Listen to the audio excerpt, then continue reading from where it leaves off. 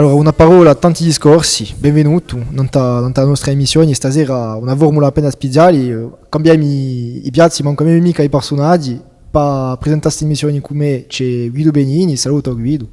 Salute. E il nostro invitato oggi è Tony Casalonga, saluto Tony. E dunque abbiamo parlato con voi, Guido vi lascio di a parola non tagli ma descora.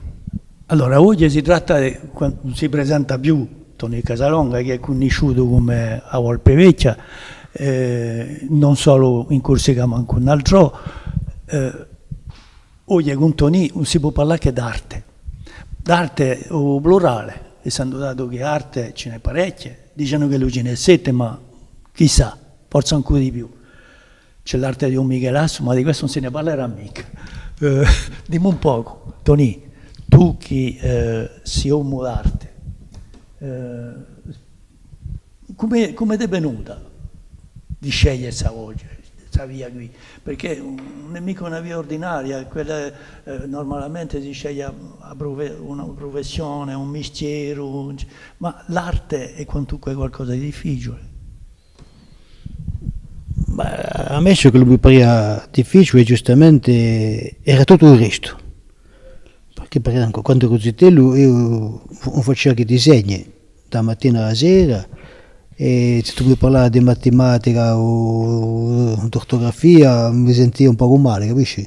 Senza parlare dopo di geografia e di cose veramente talmente complicate che per me la cosa più semplice, più naturale e giustamente è di esprimermi o di fare gesti che producevano forme e colori. Non c'è nulla di più semplice al mondo. E allora, aspetta, disegno, ma non solo disegno, sì, una scultura, hai una doppia andatura tu? No, perché se tu il disegno è a base di tutto. Il disegno definisce un spazio. C'è dentro e c'è fuori. E su spazio può essere in 2 dimensioni o in 3. Se in 2 può essere giustamente un disegno, un'incisione, un dipinto, se le a 3 dimensioni diventa una scultura, ma è esattamente la stessa affare, tutto nasce da un disegno, da questa definizione di un spazio. Sarebbe la base. Allora, dunque qui ci avete dato una definizione propria vostra di un disegno, ma l'arte in se stesso, secondo voi, chi sarà? Dunque, Guido l'ha detta, c'è in corso l'arte è piuttosto mal visto, mica l'arte, l'artista, si dice l'arte di Michelasso, quello di Infanudo. E ne parliamo mica di questo, no. Ma c'è di nuovo un'altra maniera di dare un senso a questa parola arte. C'è il proverbio che dice chi ha eso arte ha eso parte. Arte nel senso di qualche sia che sa fa qualcosa bene, come lo si deve, che lo sia una sela, che lo sia una casa, che lo sia un disegno, che lo sia un canto. L'arte è la capacità di acconciare le cose bene, e dunque il senso globale è quello che a me mi piace. Dunque sarebbe una ricerca estetica in sé.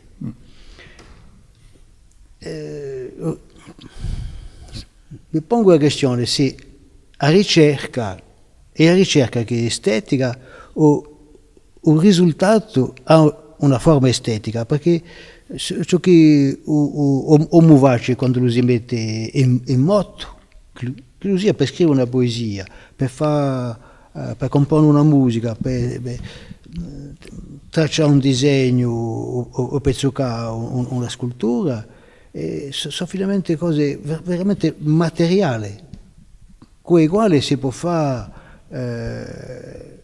una cosa o l'altra, si può giungere a un risultato che procura un'emozione estetica o nulla. C'è questa famosa poesia che dice, parlando di un blocco di marmo, quand tu sors de la carrière, on sait ça, on ne sait si tu deviendras table, cuvette ou déesse. E dunque ci dicono una dimensione di creatività.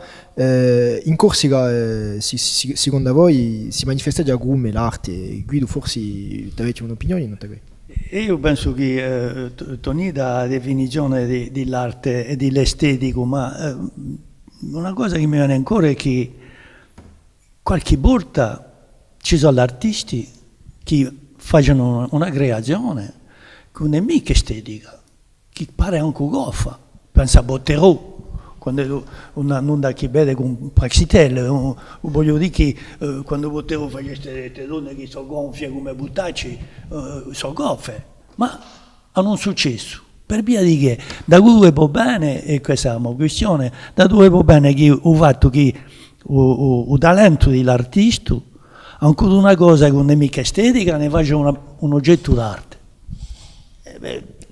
Poi mi pone la questione a questa figura qui. Questa figura qui è un mostro, mostruosa, ma è considerato giustamente come uno dei più belli pezzi dell'arte di ceramica greca.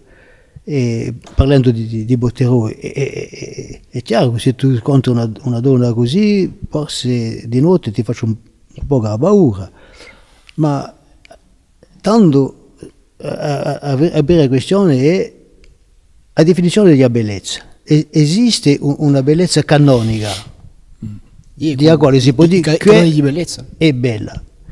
E beh no, non esiste mica. Si dice, parlando di donne, non è bella quel che è bella, è bella quel che piace. Ma questo è un po' suggestivo, ma invece che nel dominio dell'arte, lasciamo il dominio del lavoro, nel dominio dell'arte è chiaro che non è mica tanta la bellezza che conta, benché lo sia un mezzo di giungere a questa emozione estetica che tu dici, che il fatto che l'opera, quando la può meritare un nome d'opera, mette in moto all'interno dell'essere umano che io guardo, che la gente, un meccanismo di immaginazione che fa che di ciò che lui vede, di ciò che lui sente, di ciò che lui guarda, nasce come un movimento, come una specie di terremoto interno, e quella è l'emozione estetica. Sarebbe appena mettere da questa voi in relazione con la musa artistica, la musa che anima ogni artista, la musa in Corsica di qualcosa che esiste, di una realtà o di un fantasma in fin di conto? Allora, dipende di che musa. Una musa sicura che esiste è quella della poesia. Perché? Per i scrittori corsi? E soprattutto per i poeti che improvviseggiano. Qualche anno fa abbiamo fatto un studio non da qualche chilometro da registramento di poeti di Chiama Rispondi, e ne abbiamo studiato non da un tempo di più di 10 anni, 400 o 500 struffate. Dunque c'è una bella quantità. A parola, dopo abbiamo fatto tutto il lavoro di studio, di tutte le forme, e tra l'altro io mi ero incaricato di fare un lavoro di statistica. E la parola più utilizzata dai poeti era la parola musa. È strano perché a musa normalmente è qualcosa di spirituale, non è mica qualcosa di concreto. Ma chiamano a musa. Se la mia musa mi accompagna, e continua ella. Tu allora hai perso la tua musa, sei più capace di nulla, eccetera, eccetera. La musa bene sempre, è l'aiuto di un poeta. Infatti è una parola magica che permette a un poeta di riparte o di nascere, se lui si trova in difficoltà, o al contrario, se gli viene un'idea talmente strana che è obbligato di dire che non viene mica di bene di amusa, tanto puoi dire a un nome di amusi, puoi dire, e quasi puoi faccio che la di bare, amusa è un grande aiuto di un poeta. Guido. Dunque, a Musa, se lo si vuole materializzare, la mitologia è una divinità, ma è più dunque da presa a te una situazione che ti mette in estro di praticare l'arte, che lo sia l'architettura, che lo sia non importa che arte, dunque è ciò che ti permette intellettualmente di realizzare ciò che tu fai. Allora, io vorrei sapere come è stata l'andatura che ti ho più, perché mi sono visto che di voi che ti conosco, di voi Luigi Piombo, hai una, come dicerai, hai un'indiatura che ha scambiato, il tuo disegno non è più quello di prima, c'è un'evoluzione. Come la spieghi questo? Plus je suis ce que j'ai été et plus jamais ne saurais l'être. Mon beau printemps et mon été ont fait le saut par la fenêtre. E il tempo che passa, il tempo che passa è l'evoluzione che si face. E questa tu la vedi perché guardi con i tuoi occhi, ma io non l'avevo mica. Io avevo quando sono messo in confronto con qualcosa che ho fatto 10 anni, 20 anni, 30 anni o 40 anni fa, tanto sono sorpreso, mi dico, ma quello che ha fatto che so io, ma è un fenomeno naturale, come a crescere da un passaggio di vita, da bambino a zitello, da zitello a uomo e da uomo a seguita. Dunque l'arte sarebbe qualcosa che suita ogni uomo in la sua vita. Ognuno sarebbe capace, secondo voi, di avere un dono per un'arte qualunque. A quello sono sicuro, Per esempio, prendiamo l'esempio dello sport. C'è un sport più semplice, la corsa a piedi. Tutto il mondo è capace di correre, ma tutto il mondo non può mica vincere un concorso olimpico. Ma tutto il mondo è capace di correre. Dunque, penso ognuno di noi, ogni essere umano, ha una capacità interna a esprimersi in una forma d'arte. E a un momento o l'altro della sua vita c'è questo momento qui. A chi ne faccia professione come me, e ben inteso, cerca di moltiplicare le circostanze dove su motto d'arte si produce. A chi ne faccia mica mestiere, casca con della casca, tutti i morti di papa, ma casca, e la possibilità c'è. Artisti corsi, ce n'è di noi, voi artisti corsi, Guido, ne avete certi favoriti dall'altri? Non ho mica più favoriti che altri, penso che c'è in questo paese c'è una pepiniera di artisti. La maggior parte non sono mica conosciuti o non si vogliono mica esprimere, ma io so che esistono. Non sarebbe che parlando di poesia, quale dei tempi oggi forse l'affare è scambiato per via di un'evoluzione di strumenti, di scena, di spettacoli, eccetera, ma nei tempi ai feste di paesi era tanto che si esprimevano i poeti.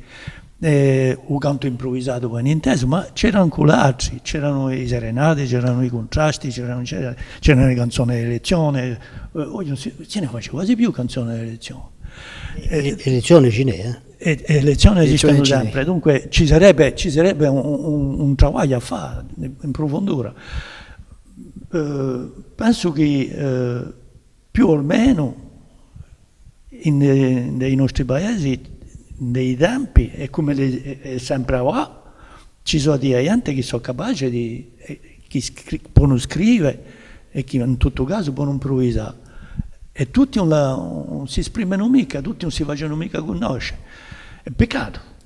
E io regretto questo, perché sono sicuro che ci vuole qualche volta Franca Pizzamona o viene da lontano per bene impegna che uno di qualche luogo dove lo si fa sempre la pratica di un canto improvvisato.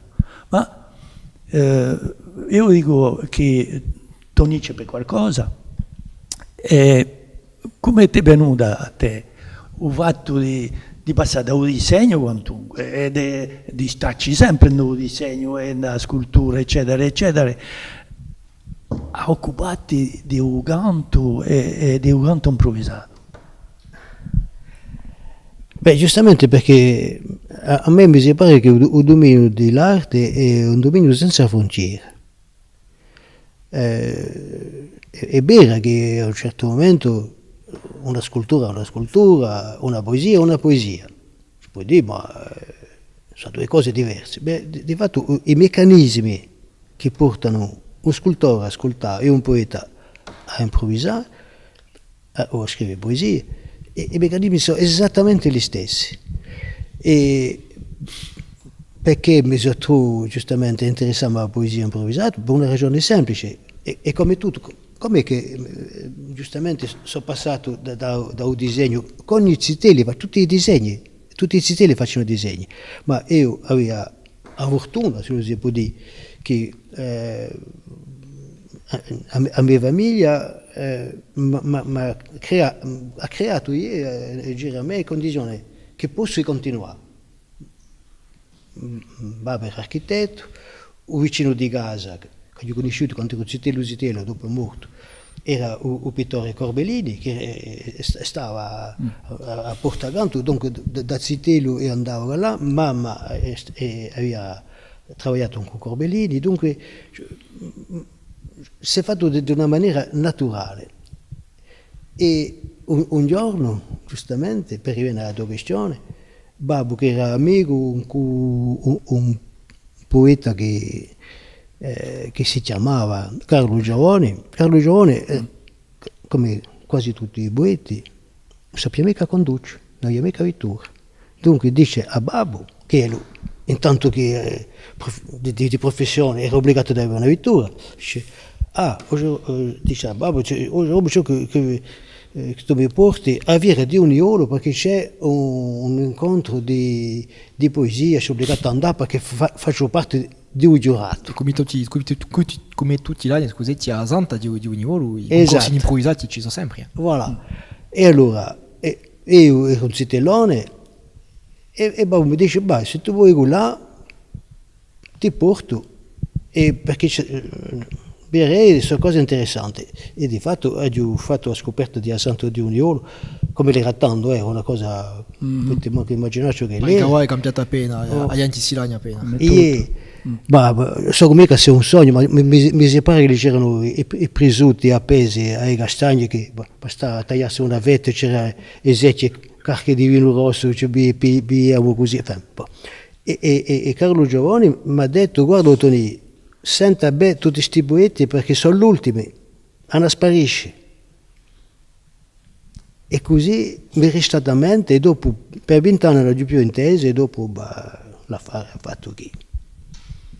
È veramente interessante perché si vede che i poeti di Chiama e Rispondi soprattutto sono cose veramente rare in società moderni.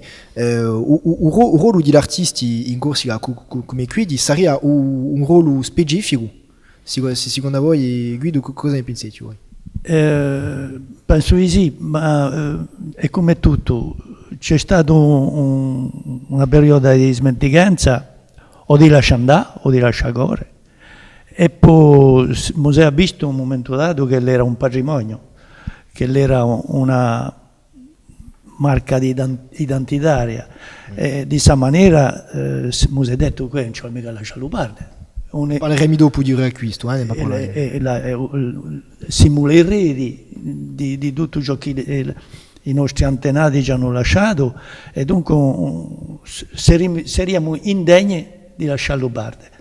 E di questa maniera che l'affare è rinato grazie a parecchie volontà, e ce la ringraziamo di noi Toni per via di un lavoro che l'ha fatto un testo meglio qui. Ma il fatto si sta che in certi paesi, da presso a te, io vorrebbe che tu mi dica che hai un po' girato attraverso il Mediterraneo. In certi paesi non si è mica persa la tradizione di un canto improvvisato. A un momento dato si pensava che non c'era che noi che si facevano queste cose, ma in altri paesi ha perdurato, è sempre vivo, è sempre mantenuto, per via di che? Di ruralità, di una lingua, dell'identità, non è mica solo un fatto di nazionalismo, è un fatto di, no, di coscienza culturale. Sì, sicuramente, per esempio un luogo dove a forma di poesia improvvisata è cantata, e più vivaci sono i paesi dell'America del Sud. Perché c'è sempre una società che campa all'interno di mondi chiosi, con poca sollecitazione da fuori. Dunque bisogna, c'è bisogno di dominare, di essere come a cavallo di un mondo è portato dalla poesia e di avere di noi un mezzo che permette di dire cose che non si possono mica dire della vita di ogni giorno, senza che lo diventano situazioni complicate. La poesia porta qui, e in più il fatto che la sia improvvisata, poi si dice che detta, ascoltata, sparisce.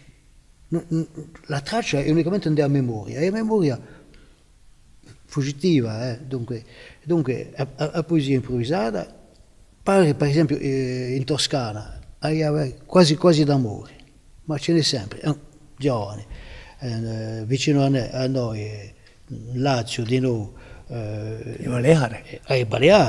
Ma ai Baleari per esempio erano tracce di amore con la lingua sotto il franchismo, e avanti tracce di rinascere di una maniera. Una risorgenza. Beh, oui, imparano quanto improvvisato nelle scuole, e ho visto di miei occhi centinaia di zitelli di 10 anni, 15 anni che improvvisavano nelle scuole in lingua catalana. Di bello, sarebbe di vedere qui, perché di noi in E discorso. il Paese Basco. Allora, Il Paese Basco hanno messo a punto una metodologia per imparare Io l'improvvisazione. l'avevo visto questo. Sono cose dell'altro mondo. Dunque c'è due elementi che vanno in competizione.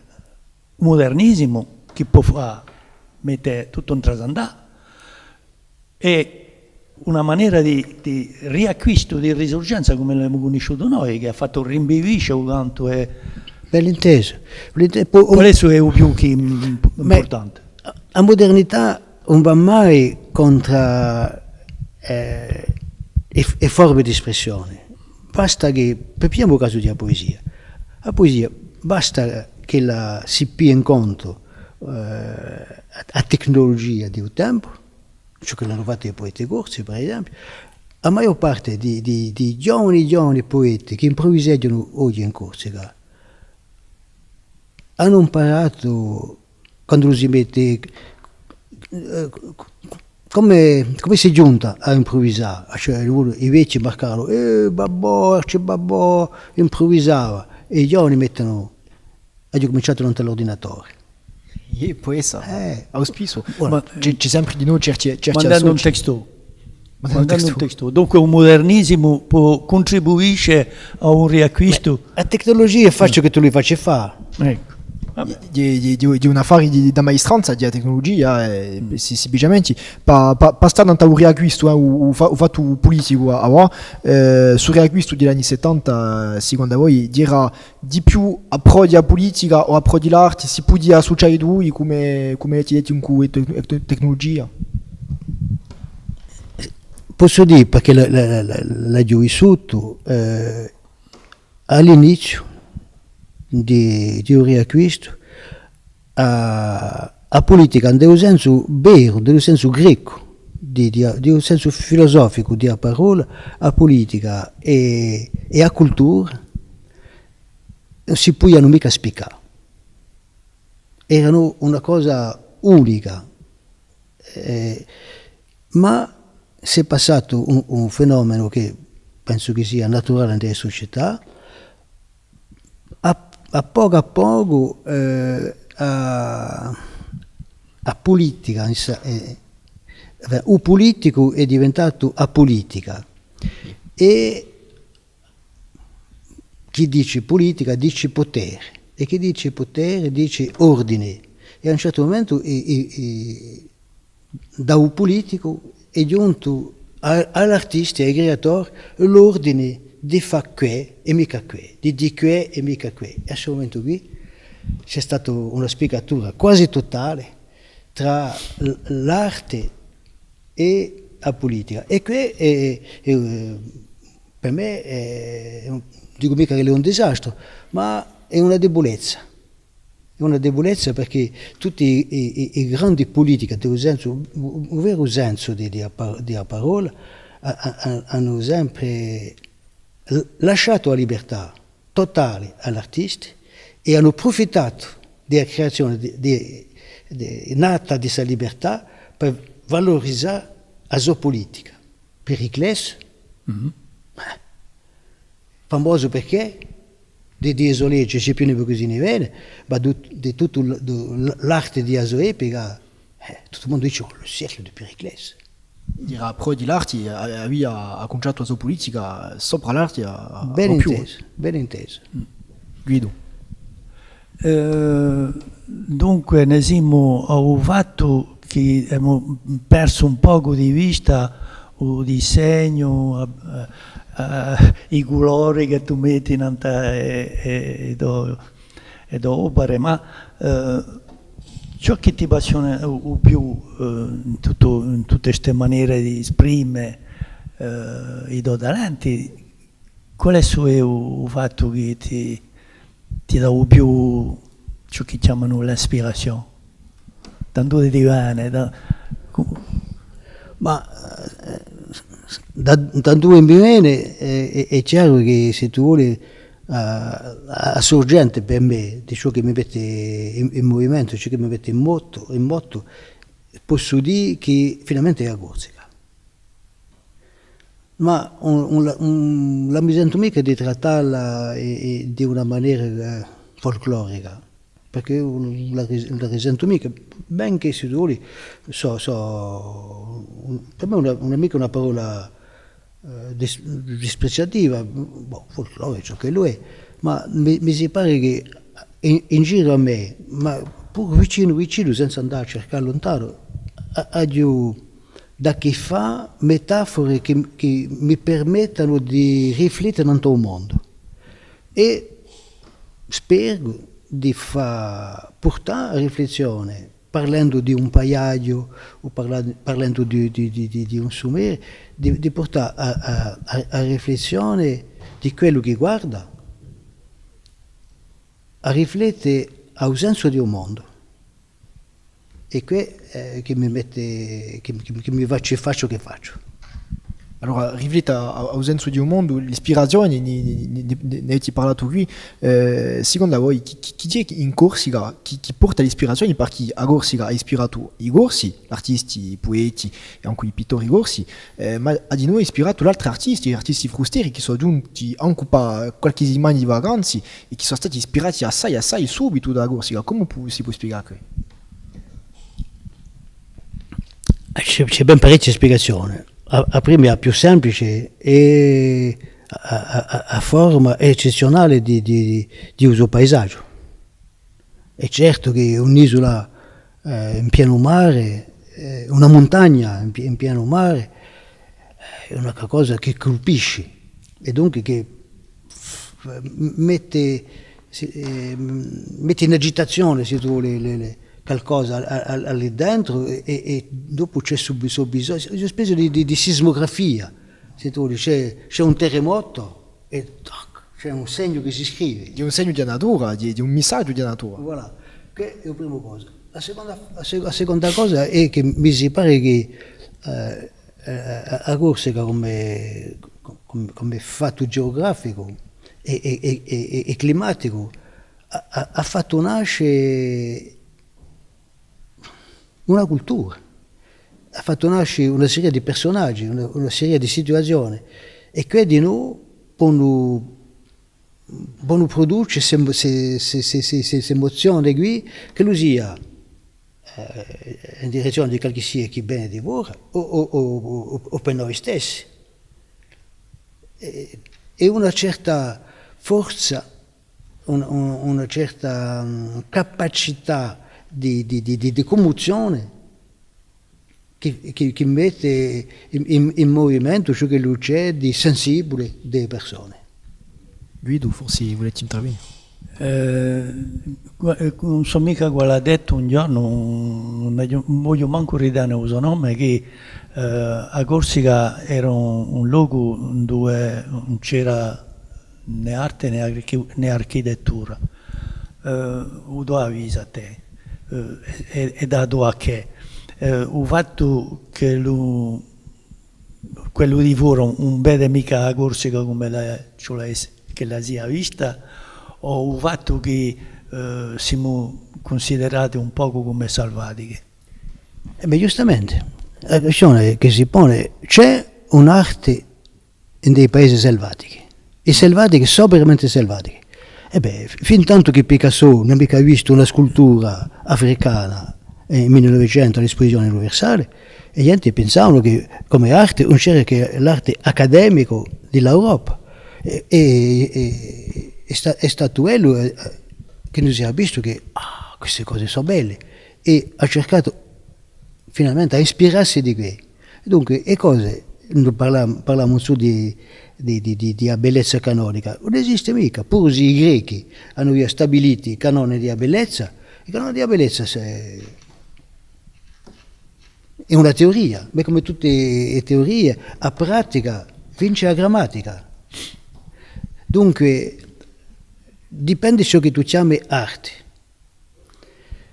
Un'arte popolare, un'arte fatta da tutti e fatta per tutti, l'esempio della poesia, l'esempio della nostra architettura, perché è un paesaggio. Di un'arte. È un'architettura. Una casa familiare, come si È un'architettura. Di un'architettura. Voilà. Sicuramente se tu la compari a Versailles o a Chenonceau o a San Pietro di Roma, c'è una differenza di grado, ma c'è mica una differenza di livello. Dunque, l'arte salvatico o l'arte civilizzato, nel senso codificato, per me sono due forme di una stessa arte, e ce n'è uno che mi tocca, è arte, e quello che mi tocca mica, per me non è più arte. Per un esempio semplice, tutto il mondo dice che il più grande musicista del mondo è Mozart. Io posso dire, a me Mozart mi piace mica. Sicuro, perché l'arte è la bellezza, e i canoni di bellezza sono affari suddetti, sono affari di pare, in fin di conto. Emozioni. Ed emozioni. Non c'è mica arte senza gommosa. Esatto. Bella definizione. Dopo, o mi dici oggi che arte non è limita, dopo il dibattito sarebbe appena sviato qui, ma arte natura, posto che parlai di natura corsa, c'è un proverbio che dice due manca natura, arte procura. Di un rapporto tra l'arte e la natura che è forte in Corsica quantunque. Ma che se ci rimettendo nel senso di parola arte, come noi la concepiamo tradizionalmente in Corsica, prendiamo un caso, una persona debole, non mica forza, ciò che la faccia alla sua casa, quei vetri che pesano, come faccio? Se un tipo ha i braccia muscolosi, io ammetti, sono mica questa forza qui, c'è che l'impiega l'arte. E tanto combinare un sistema che l'arte, giustamente, permette di fare ciò che la natura non ti permette mica di fare. L'arte, in un senso, è capacità di fare. E il tema è la creatività, ben sicuro. L'immaginazione e la creatività, ben inteso. Guido, forse. Un altro proverbio? un altro proverbio, posto che ci avviciniamo a fine di emissione, non sai di dei proverbi, volevo parlare di un'arte assai discutato, un corso dell'arte di i tag, come si dice in francese, perché i tag è visto che erano legati a politica, a spesso, sono cresciuti, si iscrizioni ai muri, che si chiama i tag in francese e anche in inglese, di una forma d'arte, secondo voi, i tag di un'espressione d'arte particolari? Un tag è un segno grafico in se stesso o semplicemente un fatto di materiale, si parla più d'arte, o è un fatto che ti può procurare una certa commozione, e tanto è arte. Questo è dedicato alla politica, non impedisce mica di essere arte. Ben inteso, cioè mica scordarsi che giustamente una gran parte delle opere d'arte di un mondo sano, parlo mica che dell'Europa, è al servizio dei potenti, di re, di preti, in generale. E non impedisce mica l'artista di essere libero. E questa è una cosa bizzarra, ma è così. Dunque quando si parla di tag si parla di noti e simboli, e un simbolo è arte, in una certa maniera. Quando si ripiglia l'antichità ci sono dei simboli che sono diventati totem, sono diventati segni, sono diventati strumenti di cultura e di religione. Per te un simbolo, che lo sia antico che lo sia moderno, è una forma d'arte? No, può essere un mezzo di esprimersi in una forma artistica, ma un simbolo è un linguaggio, è un significante, esattamente come una parola. Per fare una poesia impiegano certe parole che sono parole di tutti i giorni, che se tu li metti in un altro ordine perdi un'altra fase, non sono più poesie. Dunque un simbolo è semplicemente un significante e dipende come è usato. Posso che potremmo piantare qui i nostri discorsati, ma ci avviciniamo a fine di emissioni, vi propongo di passare ai proverbi.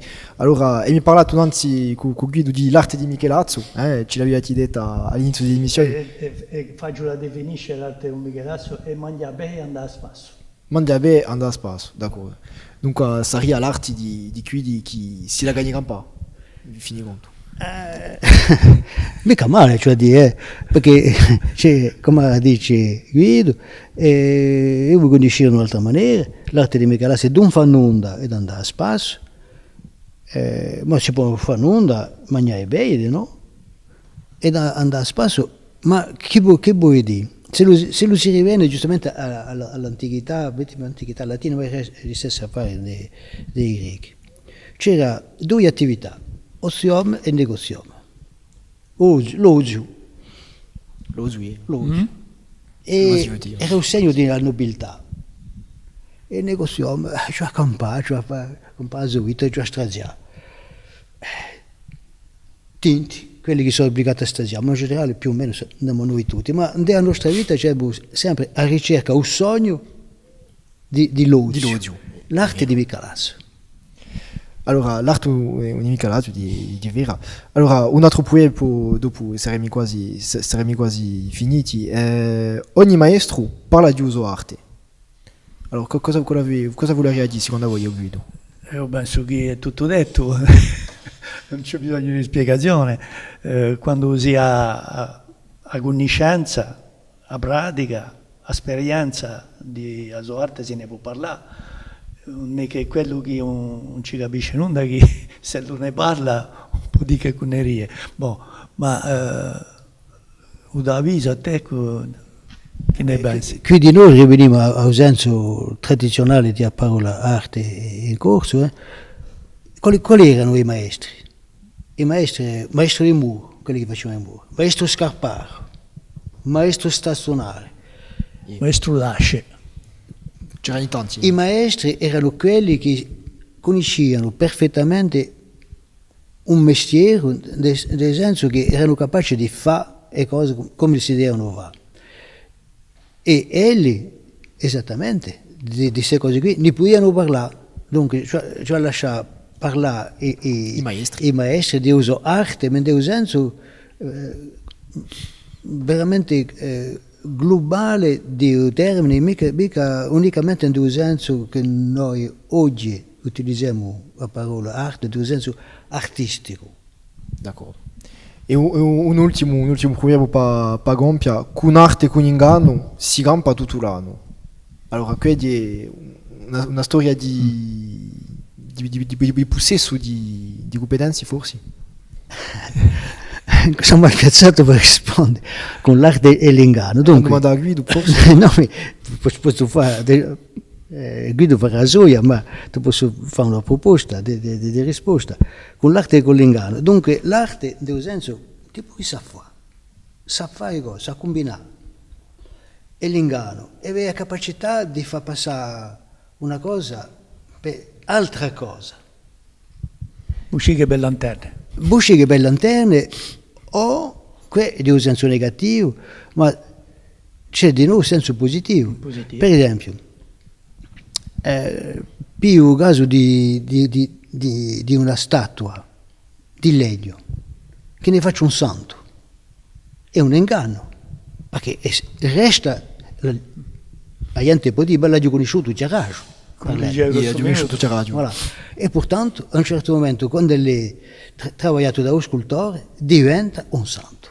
Dunque è un inganno. Guido forse parola di La parola avvio. finale rimane all'invitato. Io, al contrario, voglio sentire di l'ultima a Tony Casalonga. Beh, se posso dire qualcosa è semplicemente rammentare a noi tutti che ho fatto d'arte non è mica riservata agli artisti, è un fatto generale e tutto il mondo ha sa capacità, l'arte è di tutti. Come nasce artista, per imprema le sue capacità e il suo esempio. Penso che sarà l'ultima parola della nostra emissione, dirà l'ultima, dunque di una parola tanto discorso. Ringraziamo a voi due, a Guido e a Tony, ringraziamo di nuovo tutta la squadra di tutti i paesi che ci ha dato la possibilità di fare queste emissioni, ringraziamo quelli che ci figliolano e ci ritroviamo da qui a poco in tanti paesi. Arrivederci e alla prossima.